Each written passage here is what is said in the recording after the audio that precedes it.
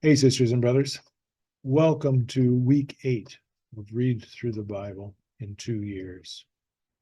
We are in the midst of the story of Joseph. Joseph, who is the great-grandchild of Abraham.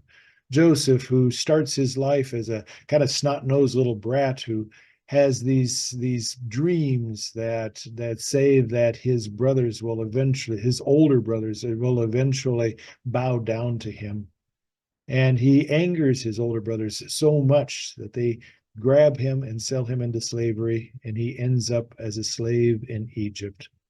Now, Joseph's time in Egypt is difficult at first, but God uses these gifts that God has given him, the gifts to interpret dreams, to ultimately lead him to a place of power in Egypt, where he becomes the second most powerful person in all of Egypt, to where his brothers indeed will have to come to him and ask for food. It is a deep story. And at the end of this story, at the end of Genesis, which you'll hit now in the middle of this week, Joseph has a choice. Will he forgive his brothers, or will he pay them back like for like? And then you'll enter into the book of Exodus, where a couple of hundred years have passed and God's people are still in Egypt, but now they have become enslaved by the Egyptians. And God's people yell out for deliverance from their God. They cry out and say, God, remember what it is that you promised us. And so God calls a deliverer, calls a person to lead them out of their slavery. He calls this pretty imperfect man named Moses. You will read about that in the first 3 chapters of Exodus.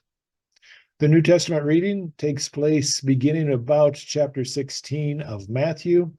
And this is the time in Matthew where Jesus sets his face towards Jerusalem, and where he knows that when he goes to Jerusalem for this final time, that the chief priests and the elders and the Sadducees and the Pharisees, they will grab him, they will arrest him, they will abuse him, they will put him on trial, and he will ultimately be crucified.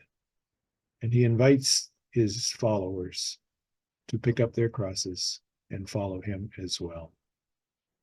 Thank you, folks, for entering into this project of reading through the Bible in two years.